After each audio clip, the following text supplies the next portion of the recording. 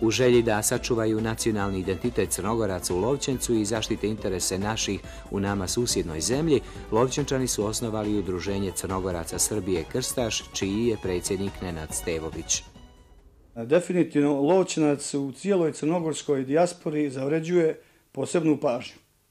Činjenicom da nosi ime naše svete planine, a posebno činjenicom da je jedino mjesto u svijetu van Crne Gore gdje su Crnogorci još uvijek većina. Naime, po popisu iz 2002. godine u državi Srbiji u Lovćencu živi nešto preko 60% Crnogoraca. Imajući sve to u vidu, Krstaš je za svoje sjedište baš izabrao Lovćenac. Mislim da nije neskromno kad se kaže da je i zaslugom Krstaša Lovćenaca pravom nosi epitet prijestolnice crnogorske dijaspore.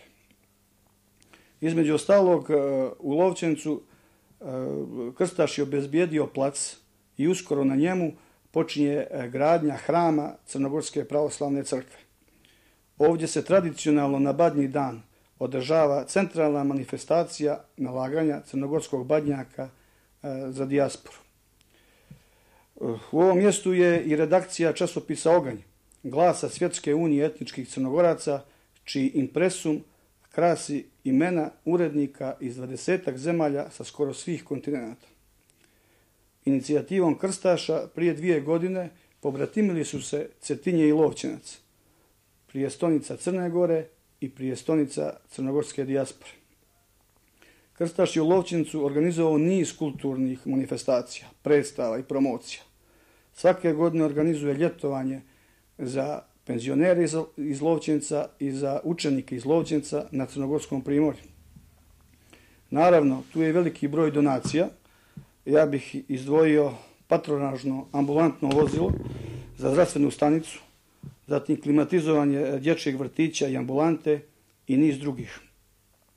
Na kraju bih završio sa konstatacijom: Lovćenac to zaslužuje i mislim da patriotski otkucaj dijaspore, patriotski damar cijele dijaspore se najbolje čuje baš ovdje i da to treba poštovati.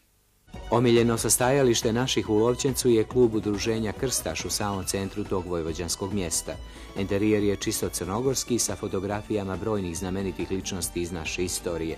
U ovom ambijentu promovišu se nova izdanja knjiga koje govore o crnogorskom nacionalnom identitetu, čita se štampa iz domovine i samo gledaju satelitski programi televizije Crne Gore i televizije Atlas.